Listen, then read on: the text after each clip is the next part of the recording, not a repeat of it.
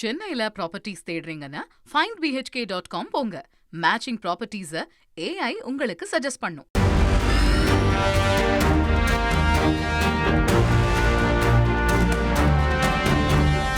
தமிழக சட்டமன்ற தேர்தலில் தமிழக வெற்றி கழகம் தனித்தே களமிறங்க இருப்பதாக வெளியாகியிருக்கும் தகவல் அரசியல் களத்தை அதிரச் செய்திருக்கிறது. தாவேகா தலைவர் விஜய் எங்கு போட்டியிடப் போகிறார், தேர்தலில் தாவேகாவோட வியூகம் என்னவாக இருக்கும் என்பதை பற்றி விவரிக்கிறார் சிறப்பு செய்தியாளர் ரஞ்சித். வணக்கம் நேயர்களே. 2026 நடப்பு தமிழக சட்டமன்ற தேர்தல் அரசியல் வரலாற்றில் மிகவும் முக்கியத்துவம் வாய்ந்ததாகவும் அதே நேரத்தில் இதுவரை இல்லாத வகையில் தனித்துவமானதாகவும் இருக்க போகிறது என்பதை வெளியாகும் தகவல்கள் உறுதிப்படுத்துகின்றன. தமிழக அரசியல் வரலாற்றில் இதுக்கு முன்ன எப்பவெல்லாம் புதிய கட்சிகளின் வரவு இருந்திருக்குது அப்படின்னு நம்ம பார்க்கும்போது 2006 தேமுதிகவை தொடங்கினார் விஜயகாந்த். அதன் பிறகு தேர்தல் அரசியல் அவர் வந்த பிறகு அதிமுகவுடன் கூட்டணி வைத்து எதிர்க்கட்சி தலைவர் அப்படிங்கிற ஒரு அந்தஸ்தையும் பெற்று அரியணையில் அமர்ந்தார். அந்த அளவுக்கு தேமுதிகவின் தாக்கம் தமிழக அரசியலில் தவிர்க்க முடியாததாக இருந்தது. இதே போல 2010 நாம் தமிழர் கட்சி தொடங்கப்பட்டு 2016 நாம் தமிழர் கட்சி தேர்தல் அரசியலில் கால் பதித்தது. தலைமை ஒருங்கிணைப்பாளர் சீமான் திமுக அதிமுகவுக்கு மாற்று சக்தி நாங்க தான் சொல்லிட்டு வராரு. தனித்து நின்று வெற்றி கனியை ருசிக்க முடியவில்லை. இருந்த போதிலும் கூட தன்னுடைய நிலைப்பாட்டில் சீமான் தொடர்ந்து உறுதியாக இருக்கிறார். தமிழக அரசியல் களம் எப்படி மாறினாலும் யாருடனும் கூட்டணி இல்லை என்ற நிலைப்பாட்டை அவர் மாற்றிக்கொள்ளவே இல்லை. இந்த முறையும் சட்டமன்ற தேர்தலில் நாம் தமிழர் கட்சி தனித்தே களமிறங்கி இருக்கிறது. எல்லா கட்சிகளையும் முந்திக் கொண்டு வேட்பாளர்களையும் அறிவித்து விட்டார்கள்.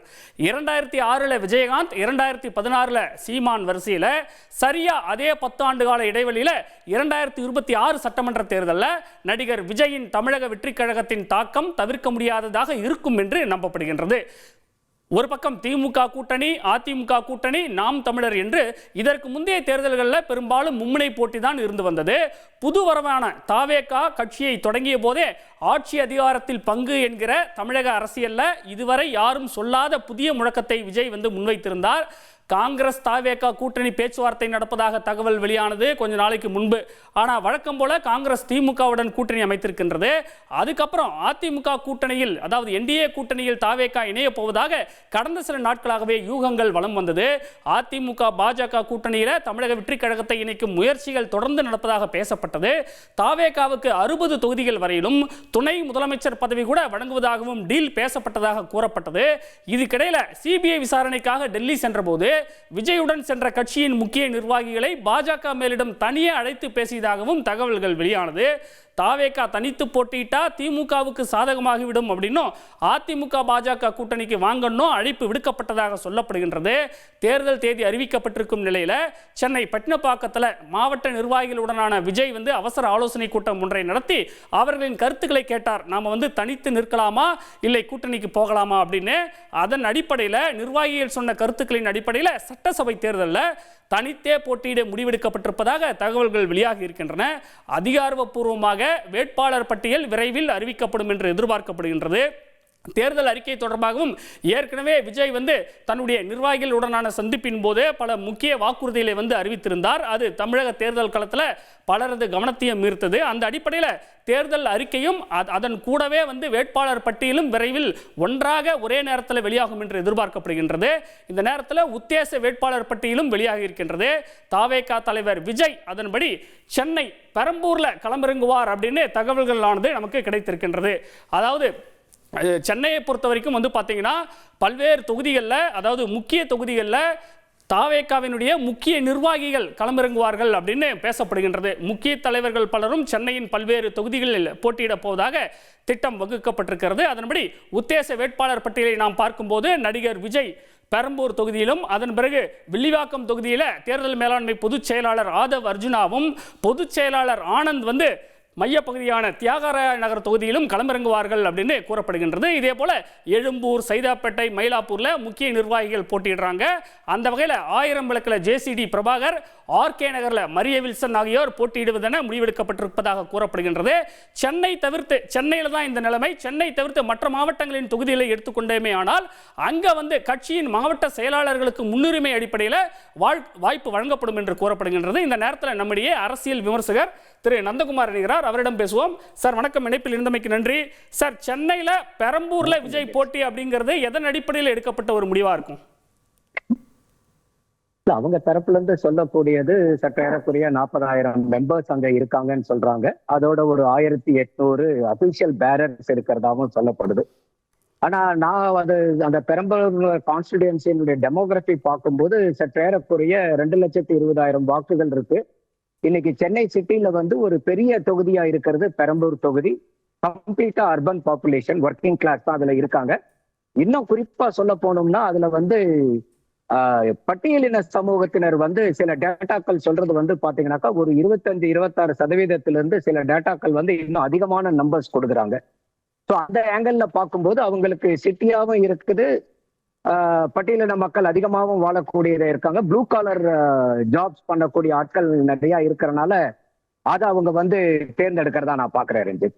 சார், இப்ப திமுகவை கடுமையாக எதிர்க்கிறாரு, அதே மாதிரி பாஜகவை கொள்கை எதிரின்னு விஜய் குறிப்பிடுறாரு. அப்படி இருக்கும்போது கூட்டணின்னு போவது இப்போதைய நிலைமைக்கு செட் ஆகாது, அதை ஒருவேளை வெற்றி பெற்ற பிறகு நாம போஸ்ட் எலெக்ஷன் பார்த்துக்கலாம் அப்படின்றதுக்காக தான் இந்த தனித்து போட்டின்ற முடிவா, அப்படி புரிஞ்சுக்கலாமா?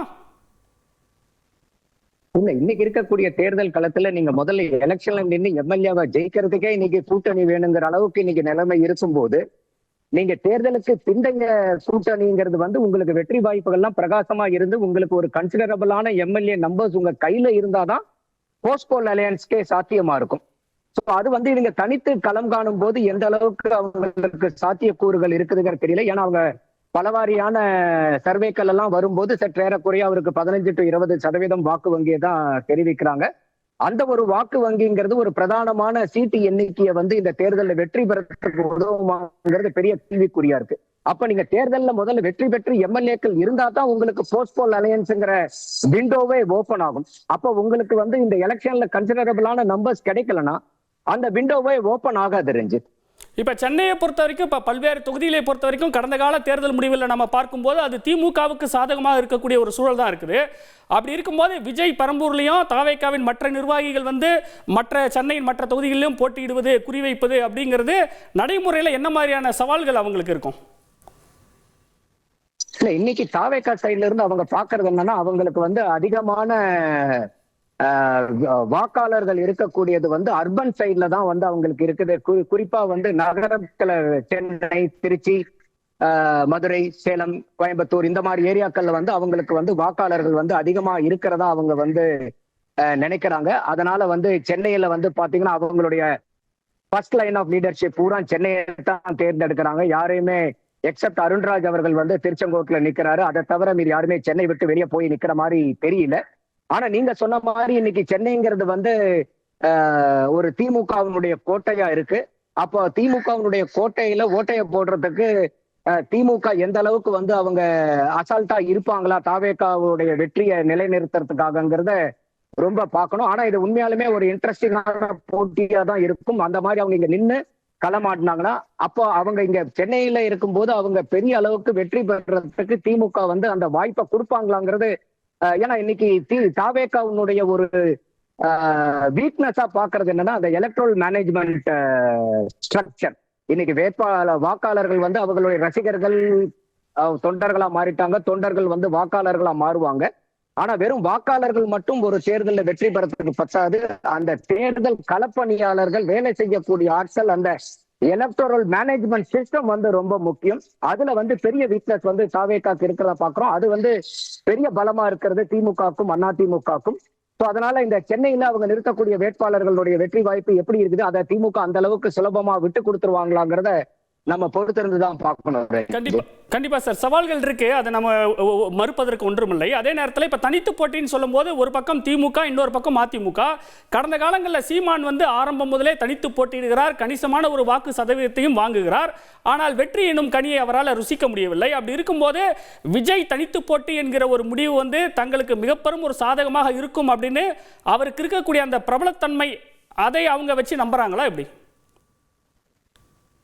இல்ல, அதுதான் அவங்களுடைய நம்பிக்கையா இருக்கு. இன்னைக்கு விஜயை விட்டீங்கன்னா அந்த கட்சியில வேற என்ன இருக்கு? இன்னைக்கு விஜய் அவர்களுடைய மீட்டிங்க்கு கூட பார்க்கும்போது அவங்க வரக்கூடிய மக்கள் எல்லாம் பேட்டி எடுத்து பார்க்கும்போது நாங்க விஜய பார்க்க வந்தேன்னு சொல்றாங்களே ஒழிய விஜயினுடைய பேச்சை கேட்க வந்தோங்கிற ஆட்கள் எண்ணிக்கை கம்மிதான். அப்ப அங்க முழுக்க ஏன்னா அவரும் என்ன சொல்றாரு, மாநாட்டிலேயே எல்லா இடத்துலயும் நானே நிக்கிறேன்னு நினைச்சுக்கோங்க. அப்ப அந்த விஜயை தவிர இரண்டாம் கட்ட ஆட்களை அவங்க சொல்லி வாக்கு வாங்குற அளவுக்கு அங்க 2ஆம் கட்ட தலைவர்கள் 3ஆம் கட்ட தலைவர்கள் யாருமே அங்க இல்லாத பொழுது இது பெரிய அவங்களுக்கு ஒரு மைனஸ் பாயிண்ட். இன்னைக்கு சீமான் அவர்கள் வந்து வெறும் தத்துவார்த்த அடிப்படையில எந்த கட்சிகளோடையும் கூட்டணி இல்லைன்னு சொல்லிட்டு கொள்கை சமரசம் இல்லாம கடந்த 10 ஆண்டுகளா தேர்தல் களத்துல நின்றுட்டு வராங்க. இது அவங்களுடைய 3வது சட்டமன்ற தேர்தலை சந்திக்கிறாங்க. அவங்க வெறும் கொள்கையை மட்டும் அடிப்படையா வச்சு அங்க வெறும் பர்சனாலிட்டி ட்ரிவன் பாலிடிக்ஸ் இல்லாம ஐடியாலஜி ட்ரிவன் பாலிடிக்ஸா நாம் தமிழர்ல இருக்கு. அதனால எப்பயுமே ஒரு ஐடியாலஜிக்கு ஒரு பாப்புலேஷனை நீங்க கன்வெர்ட் பண்றதுக்கு காலம் எடுக்கும். பிரபல்யமா வரும்போது உடனே அது வந்து சில ஏற்கனவே பில்டப் பண்ணின ஸ்ட்ரக்சர் இருக்கிறது அவங்களுக்கு கை கொடுக்கும். அந்த வகையில பார்க்கும்போது விஜய் அவர்கள் இந்த முதல் தேர்தலே வந்து ஒரு கன்சிடரபிள் ஓட் ஷேர் எடுப்பாருன்னா கண்டிப்பா எடுப்பார் அவருடைய பிரபலயத்தை வச்சு. ஆனா வந்து ஒரு வெற்றி வாய்ப்பு எந்த அளவுக்கு எத்தனை சீட்டுகள் வந்து அவரால் எம்எல்ஏவா கன்வெர்ட் பண்ண முடியுங்கிறது நம்ம பொறுத்திருந்துதான் பார்க்கணும். சார், அப்ப எதிர்வரும் தேர்தலில் வந்து ஒரு பக்கம் சீமான் தனித்து போட்டு இன்னொரு பக்கம் விஜய் தனித்து போட்டு அப்படின்னு சொல்லும்போது பிரதான கட்சிகள்ல எவ்வளவு பெரிய நட்சத்திர வேட்பாளர்களாக இருந்தாலும் அந்த வாக்கு வித்தியாசம் என்பது ரொம்ப ரொம்ப குறைவாக இருக்கும் அப்படின்னு நம்ம புரிஞ்சுக்கலாமா, எதிர்பார்க்கலாமா? ஆமா, கட்டாயமா. இப்ப போன தேர்தல்ல கூட வந்து பாத்தீங்கன்னா 10 வருஷம் ஆட்சிக்கு அப்புறம் அதிமுக திமுக கிட்ட பறிகொடுத்தது வந்து வெறும் 1,98,381 வாக்குகள் கிட்ட தான் வந்து அவங்க 43 சீட்டை திமுக கூட்டணி கிட்ட பறி கொடுக்குறாங்க 10 வருஷம் ஆட்சிக்கு அப்புறமும். அந்த மாதிரி இருக்கும்போது இன்னைக்கு எஸ்ஐஆருக்கு அப்புறம் வாக்காளர்களுடைய எண்ணிக்கை 5,67,00,000 ஆயிருக்கு. சற்று ஏறக்குறைய ஒவ்வொரு தொகுதிக்கும் வந்து பாத்தீங்கன்னாக்கா ஒரு 2 லட்சத்துக்கும் பக்கமா தான் வந்து வாக்கு வேட்பாளர்கள் வராங்க. ஒரு 2,30,000 பக்கமா வருவாங்க. நீங்க ஒரு 80% வாக்கு பதிவுன்னு வச்சுக்கிட்டீங்கன்னா கூட சற்றேறக்குறைய ஒரு 1,95,000 வாக்கு தான். அப்ப நீங்க வந்து ஒரு 25,000 வாக்கு இது வந்து பாத்தீங்கன்னாக்கா வித்தியாசத்துல ஜெயிக்கிறது வந்து ஒரு ஆல்மோஸ்ட் வந்து பாத்தீங்கன்னா ஒரு 150 தொகுதிக்கு பக்கமா தமிழ்நாட்டுல போன சட்டமன்ற தேர்தல் இருந்துச்சு. அப்ப திமுக ஆட்சியை எடுத்ததே வந்து ஸ்வீப் எல்லாம் பண்ணல, வெறும் 2 லட்சம் வாக்குக்கு கீழே தான் அவங்க ஆட்சியவே எடுக்கிறாங்க. அப்ப வந்து இன்னைக்கு விஜய் அவர்களும் வந்து ஒரு பக்கம் வாக்க பிரிக்கிறாருங்க போது இது வெறும் ஒரு பெரிய அளவுக்கு வந்து ஒரு நெட் டு நெட் ஃபைட்டா மாறுறதுக்கு அதீதமான வாய்ப்புகள் இருக்கு. நன்றி சார். இணைப்பில் வந்து உங்களுடைய கருத்துக்களை பகிர்ந்து மிக்க நன்றி. நேயர்களே, ஒரு பக்கம் தனித்து போட்டி அப்படின்னு சொல்லும்போது நாம் தமிழர் கட்சி, இன்னொரு பக்கம் வந்து தாவேகா தனித்து போட்டி என்பது ஏறக்குறைய உறுதியாகிவிட்டது. அப்படி பார்த்தோமேயானால் 2026 தமிழக சட்டமன்ற தேர்தல் முடிவுகளில் சுவாரஸ்யங்களுக்கும் பரபரப்புகளுக்கும் பஞ்சம் இருக்காது என்று எதிர்பார்க்கப்படுகிறது.